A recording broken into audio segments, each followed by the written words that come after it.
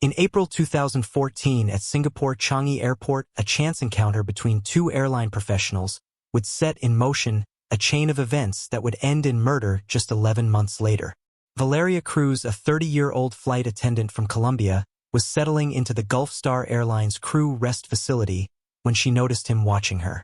Captain Jack Turner sat across the lounge area, his salt and pepper hair catching the fluorescent light as he observed her reading a Spanish novel between sips of coffee. What Valeria didn't know was that this wasn't a chance meeting at all. Jack had noticed her weeks earlier during crew briefings at Dubai International Airport. He had studied her routine, her friendships with other crew members, and her habit of reading during layovers.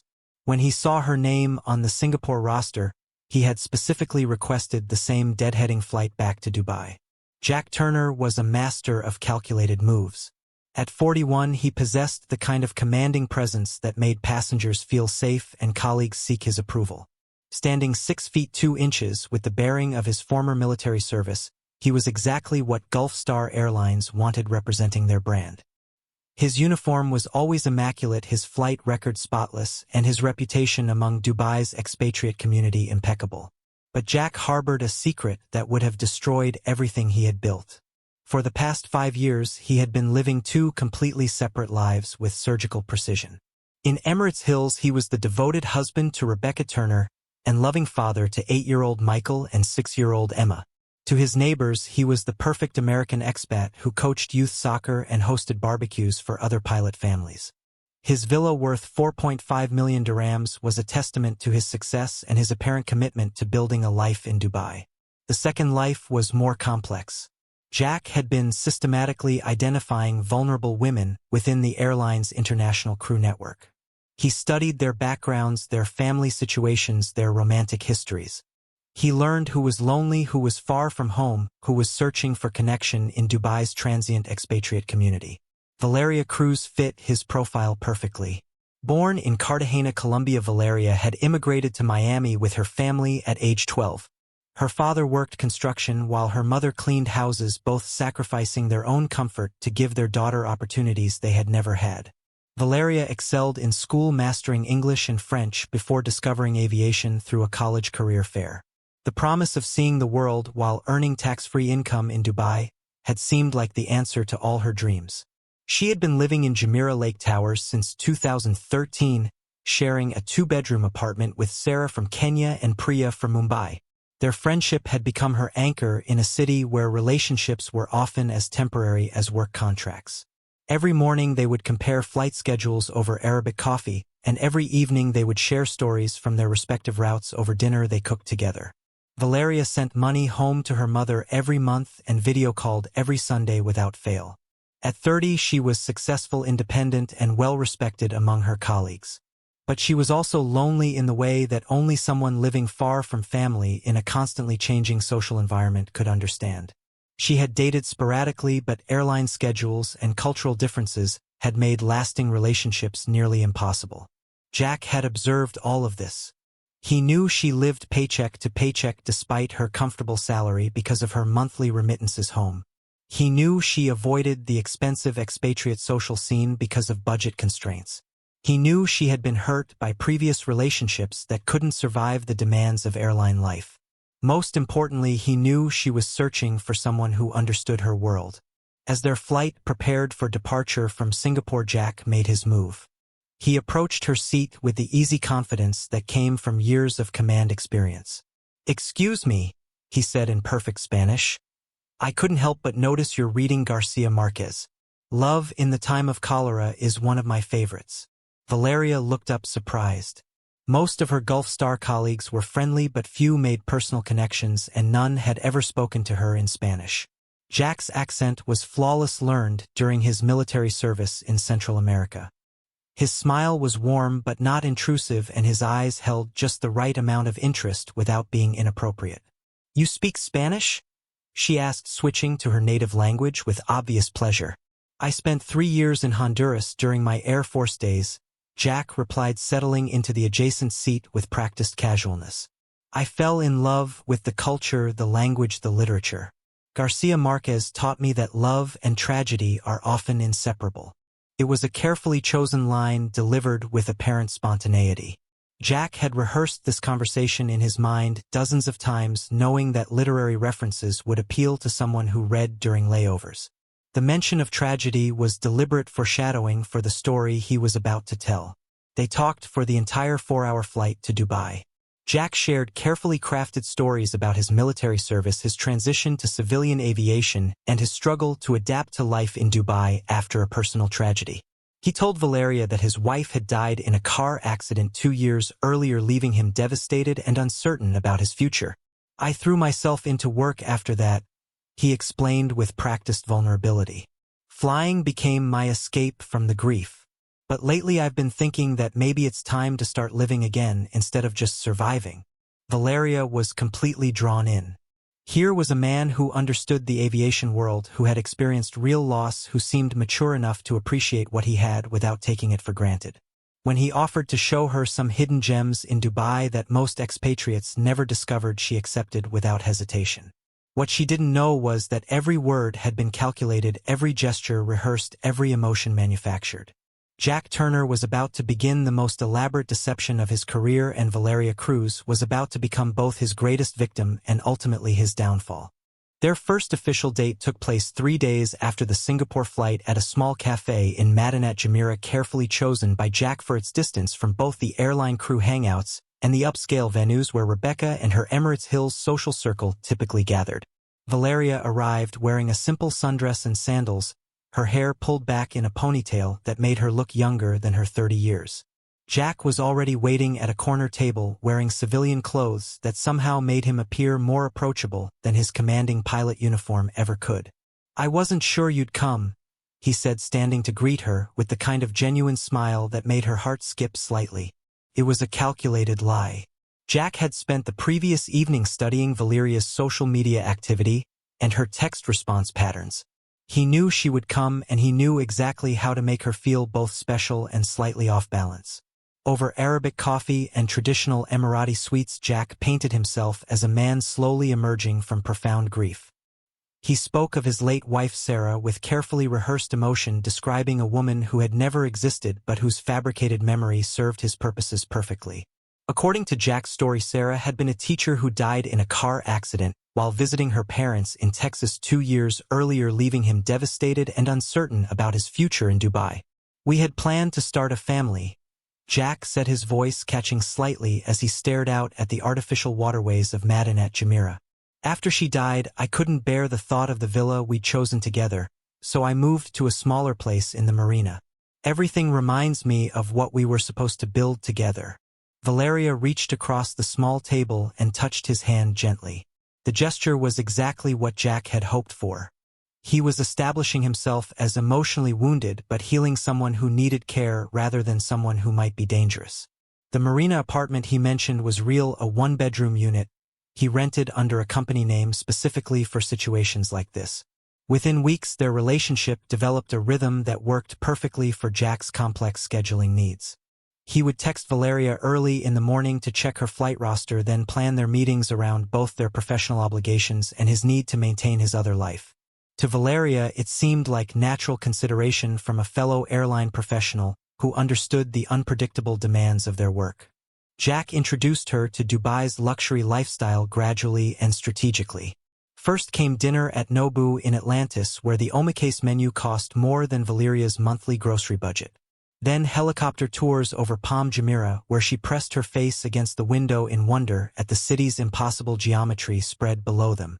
Weekend trips to Abu Dhabi followed, where they stayed at the Emirates Palace, and Jack encouraged her to order whatever she wanted from room service without checking prices. "Let me take care of this," became his constant refrain whenever bills arrived. Jack understood that financial dependency was one of the most effective forms of emotional control. Valeria, who had spent her adult life carefully budgeting her salary to support both herself and her mother back in Miami, began to experience a lifestyle she had only imagined. Designer dresses appeared in her closet, gifts from Jack, who claimed he enjoyed spoiling someone who appreciated beautiful things. Her roommates Sarah and Priya noticed the changes, but Valeria explained them away as the natural progression of dating someone more established in his career. The physical relationship developed with the same careful calculation Jack employed in everything else. He respected Valeria's Catholic background and never pushed for intimacy but created situations where it seemed to develop naturally. Late dinners led to nightcaps at his marina apartment, which led to conversations that stretched until dawn, which led to Valeria falling asleep on his couch, which led to breakfast together, which led eventually to her spending entire weekends in his carefully curated space. Jack had furnished the marina apartment specifically for these relationships. There were no family photos, no personal mementos, nothing that would contradict his widower story. The few pictures he displayed showed him alone at various Dubai landmarks, establishing his presence in the city while reinforcing his supposed solitary existence. Books about grief and healing were strategically placed on shelves next to aviation manuals, creating the impression of a man struggling to rebuild his life. Meanwhile, in Emirates Hills, Jack maintained his role as devoted husband and father with equal precision. Rebecca had no reason to suspect anything was wrong. His flight schedule had always been irregular, and his explanations about extra routes and training requirements seemed perfectly reasonable for someone advancing in his career.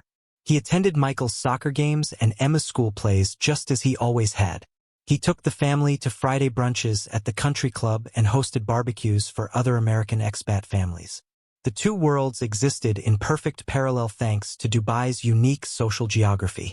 The expatriate community was large enough to remain anonymous while small enough to provide intimate settings when needed. Jack's military training in compartmentalization served him well as he moved between identities with practiced ease.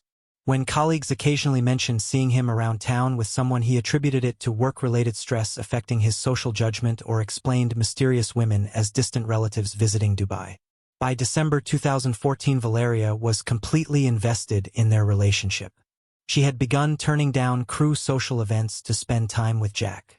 She talked about him constantly to Sarah and Priya, who were initially happy for their friend, but gradually became concerned about how much of herself Valeria was sacrificing for this relationship. When they expressed these concerns, Valeria dismissed them as jealousy or cultural misunderstanding.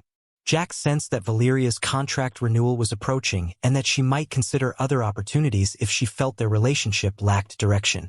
It was time to secure her commitment permanently through the one gesture that would bind her to both him and to Dubai indefinitely. On February 14, 2015, at the Terrace restaurant of Madinat, Jumeirah Jack Turner executed the most crucial performance of his double life as the sun set behind the iconic silhouette of Burj Al Arab. He had chosen Valentine's Day deliberately, knowing that the romantic symbolism would overwhelm any logical hesitation Valeria might have about their rapid timeline. The timing was perfect in every calculated detail. Valeria's contract renewal was due in April, and Jack needed to secure her commitment to Dubai before she might consider opportunities elsewhere. The proposal itself was a masterpiece of emotional manipulation dressed as spontaneous romance. Jack had spent weeks rehearsing his words, practicing his expression in the mirror of his marina apartment, and even purchasing the ring from a carefully selected jeweler in the gold souk, who wouldn't remember his face among the thousands of customers who passed through daily. The ring was modest but elegant, exactly what a grieving widower might choose for his second chance at love. "Valeria," he said, dropping to one knee as other diners turned to watch with approving smiles, "I never thought I could love again after Sarah, but you've shown me that the heart has room for more than one great love. Will you marry me and help me build the future I thought I'd lost forever?" Her tears came immediately, followed by breathless acceptance and a phone call to her mother in Miami that lasted 20 minutes and included promises that Jack would visit soon to ask for her blessing properly. The other diners applauded the newly engaged couple, bought them champagne, and Jack played his role flawlessly as the mature man who had found unexpected happiness after tragedy. 3 weeks later, on March 15, 2015, Valeria Cruz became Mrs. Jack Turner in a simple ceremony at Dubai courts that Jack had orchestrated with military precision. The guest list was deliberately small, just Sarah and Priya from Valeria's crew, along with 2 carefully selected colleagues from Gulf Star who knew nothing about Jack's other life. The Islamic marriage contract was signed with all proper documentation, ensuring Valeria's residency status while creating the legal framework that would later complicate everything. Jack's performance during the ceremony was worthy of professional acting. He appeared genuinely emotional during the vows, his voice catching slightly when he promised to love and protect Valeria for the rest of their lives. Even the registrar commented on what a devoted couple they seemed to be. The photographer Jack had hired captured images that would later serve as evidence of his elaborate deception, but in the moment they simply documented what appeared to be authentic joy. The celebration lunch at a luxury hotel in Abu Dhabi was intimate and elegant, exactly what Valeria had dreamed of when she imagined her wedding day. Jack insisted on paying for everything, including the professional photography that would give Valeria beautiful memories of the day she became a bride. When she mentioned wanting a religious ceremony later, when her mother could afford to travel, Jack agreed, immediately claiming they had plenty of time to plan something special. But even on their wedding day, the red flags were multiplying for anyone who cared to notice them. Jack avoided posting any photos on social media, claiming he preferred to keep their happiness private. He didn't introduce Valeria to any of his established Dubai social circle, explaining that he wanted to keep their new marriage separate from work relationships until they were properly settled. Most significantly, he suggested they maintain separate living arrangements temporarily while they searched for the perfect apartment together. Valeria accepted every explanation because she was completely blinded by what she believed was love. The man she had married seemed considerate and practical rather than secretive and calculating. When Sarah and Priya expressed concern about how quickly everything was moving, Valeria dismissed their worries as cultural differences or simple jealousy, that she had found happiness while they remained single. The early weeks of marriage established patterns that served Jack's needs perfectly. Valeria continued living in Jumeirah Lake Towers with her roommates, but spent most nights at Jack's Marina apartment. She began cooking traditional Colombian meals for him and talking about reducing her flight schedule to spend more time together. Jack encouraged these domestic inclinations while simultaneously becoming more unavailable, citing expanded airline routes and increased training requirements.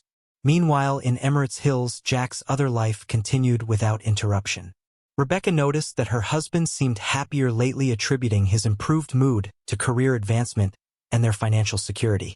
8-year-old Michael and 6-year-old Emma enjoyed having their father home for dinner more often, unaware that his increased presence was actually carefully scheduled around his new wife's flight roster. The family took a weekend trip to Abu Dhabi in early March. The same weekend, Jack told Valeria he was attending mandatory pilot training. The discovery that would destroy everything came on a Tuesday afternoon in late March, when Jack made his first serious mistake in months of flawless deception. He had left his personal laptop open on the kitchen counter of his Marina apartment while rushing to what he told Valeria was a mandatory training session. In reality, he was attending Emma's school play at Dubai International Academy, but the fabricated excuse required him to leave quickly without his usual security protocols. Valeria had planned to surprise him for their 1-month anniversary by booking a romantic dinner at their favorite restaurant. She opened the laptop innocently, intending only to check restaurant websites and availability. Instead, she found browser tabs that would shatter her world completely. Real estate listings for Emirates Hills properties. School fee invoices from Dubai International Academy. Travel bookings for family vacations to Thailand scheduled during periods when Jack claimed to be working extra flights. But it was the photo folder marked Family Documents that delivered the killing blow to every dream Valeria had built around their marriage. Image after image showed Jack with a beautiful blonde woman and 2 children at locations throughout Dubai. The family photos were recent, some taken just weeks earlier while Jack was supposedly grieving his late wife and building a new life with Valeria. The children had Jack's distinctive features, and the woman wore an expensive wedding ring that matched the tan line Valeria had noticed on Jack's finger when they first met. The truth crushed her like a physical weight as she sat in the air-conditioned silence of the apartment that now felt like a stage set designed to facilitate lies. When Jack Turner returned to his Marina apartment at 6:15 p.m. on that Tuesday evening in March 2015, he expected to find Valeria preparing dinner or perhaps napping after a long flight roster. Instead, he discovered her sitting rigidly on his leather sofa, holding her phone in trembling hands while staring at his open laptop with an expression he had never seen before. The air conditioning hummed quietly, but the atmosphere in the room felt electric with tension that made his military-trained instincts immediately alert to danger. "Who are Rebecca and the children in these photos?" Valeria's voice was steady, but Jack could hear the barely controlled fury beneath the calm surface. She held up her phone, displaying a screenshot of his family at Dubai Aquarium taken just 2 months earlier, while he had told her he was attending pilot training in Abu Dhabi. Jack's mind raced through possible explanations as his face cycled through confusion, then recognition, then calculated concern. His first instinct was complete denial, the same strategy that had served him well during military debriefings when admitting nothing was always the safest approach. "I don't know what you're talking about, sweetheart. Those photos aren't mine. Someone must have used my laptop." But Valeria was no longer the trusting woman who had accepted his every explanation without question. She had spent 3 hours examining evidence that painted an undeniable picture of systematic deception. 6 years, Jack. The property records show you've been married to Rebecca Turner for 6 years. Your children Michael and Emma attend Dubai International Academy. You own a villa in Emirates Hills worth 4.5 million dirhams. The precision of her accusations told Jack that denial was no longer possible. She had found everything: the bank statements, the school records, the family vacation bookings, the insurance policies that listed Rebecca as his primary beneficiary. His carefully constructed widower story had crumbled under the weight of digital evidence that he had been too confident to properly secure. "It's complicated," Jack said, shifting to his backup strategy of partial admission followed by emotional manipulation. "Yes, Rebecca exists, but that marriage was just for visa purposes. I was going to divorce her before I met you. You changed everything for me, Valeria. You made me want to clean up the mess I'd created." Valeria stood up and began pacing the apartment, her voice rising with each word. "You have children with her, Jack. You're their father. I saw the photos from Emma's birthday party last month. The same weekend you proposed to me, you were celebrating your daughter's 6th birthday with your real family." Jack tried to maintain the calm demeanor that had carried him through countless crisis situations, but Valeria's accusations were dismantling his psychological defenses piece by piece. "I love you more than I ever loved her," he insisted, knowing even as he spoke that the words sounded hollow and desperate. "Rebecca was a mistake, a marriage that happened too young. You're my real future." The conversation escalated as Valeria confronted him with timeline after timeline of overlapping relationships. While he was taking her to romantic dinners at Burj Al Arab, he was attending parent-teacher conferences with Rebecca. While he was promising Valeria a future together, he was booking family vacations to Thailand with his legal wife and children. The scope of his deception was so vast and systematic that even Jack began to realize how monstrous it appeared when laid out chronologically. "Choose right now," Valeria demanded, her Colombian accent becoming more pronounced as her emotions peaked. "Me or them. You can't have both families anymore, Jack. I won't be your secret." Jack's military training kicked in as he tried to regain control of the situation, but Valeria was beyond manipulation now. "I can't abandon my children," he said, attempting to appeal to her maternal instincts. "You don't understand the legal complications. Rebecca controls the visa sponsorship for the kids. If I divorce her, they lose their residency status. Then I'll tell her myself," Valeria replied, grabbing her phone and scrolling through the contacts she had photographed from his laptop. "I'll call Rebecca right now and explain exactly what kind of man she's married to. Then I'll call Gulf Star Airlines and report you for violating company ethics policies. Then I'll call Dubai police and file a bigamy complaint." Jack realized that his entire carefully constructed life was about to collapse. His career with Gulf Star would end immediately if the airline discovered his bigamy. His reputation in Dubai's tight-knit expat community would be destroyed. His children would lose their father and their lifestyle. Rebecca would take everything in the divorce, including the Emirates Hills villa and his investments. But worse than the practical consequences was the psychological terror of losing control. Jack had spent his adult life managing variables, calculating outcomes, and executing plans with military precision. The idea that a woman he had manipulated so successfully for nearly a year could now destroy everything he had built was intolerable to his fundamental sense of identity.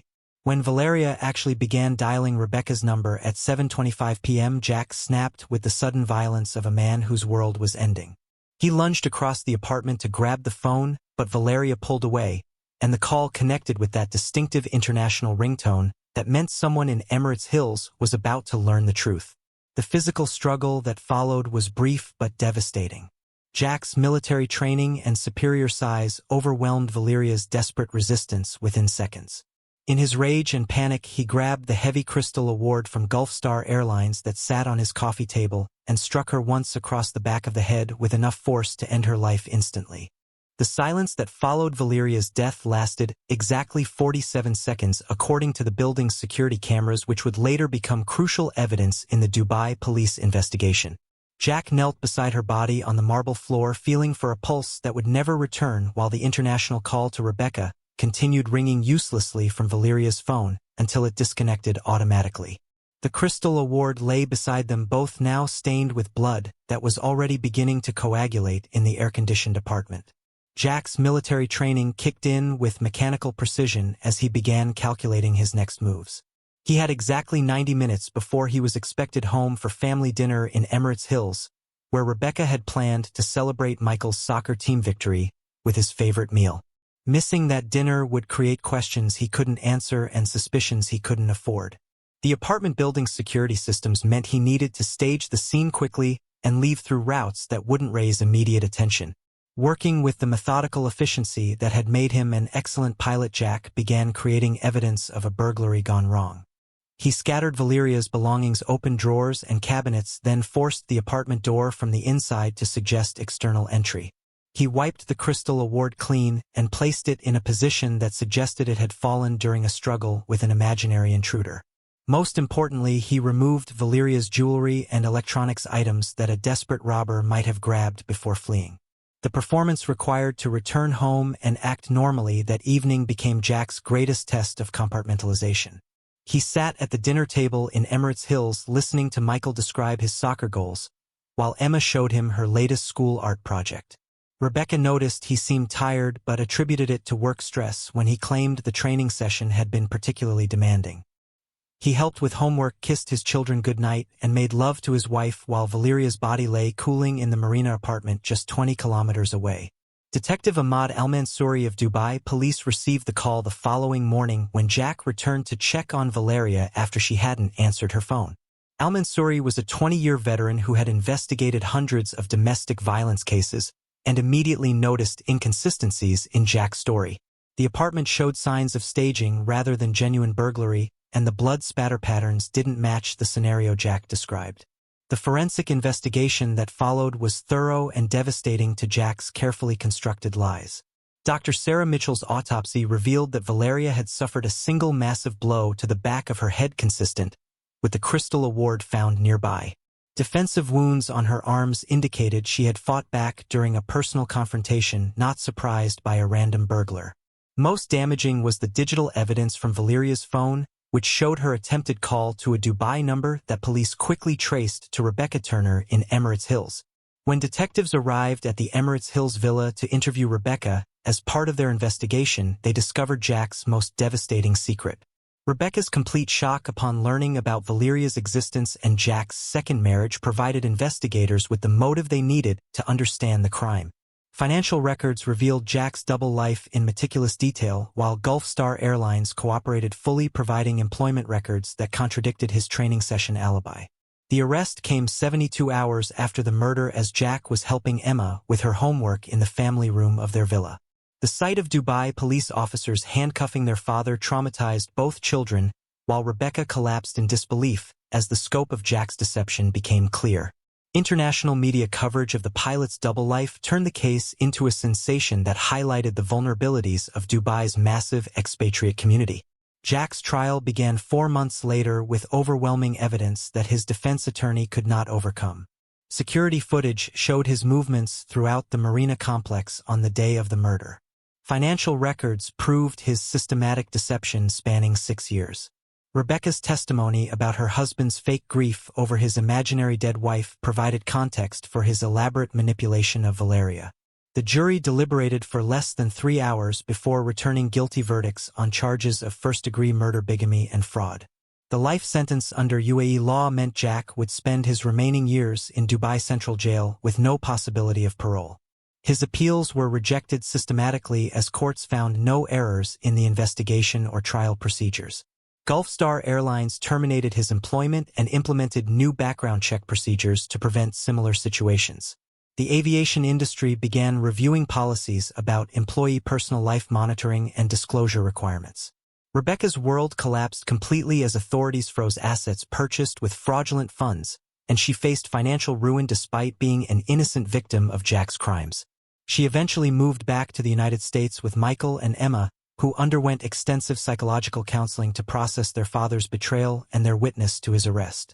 The children were given new identities for protection as the case generated international documentary coverage and true crime podcast analysis. Valeria's mother flew from Miami to collect her daughter's body and attend the trial seeking justice for the dreams that Jack had destroyed. She later established a scholarship fund for Colombian students pursuing aviation careers, ensuring that Valeria's memory would live on through others who shared her passion for flight and international adventure. Years later, in his solitary confinement cell, Jack finally admitted the full scope of his crimes during prison interviews, acknowledging that his narcissistic personality disorder had driven him to commit acts that destroyed multiple families across 2 continents. But for Valeria Cruz, whose only crime was falling in love with the wrong man, justice came too late to matter.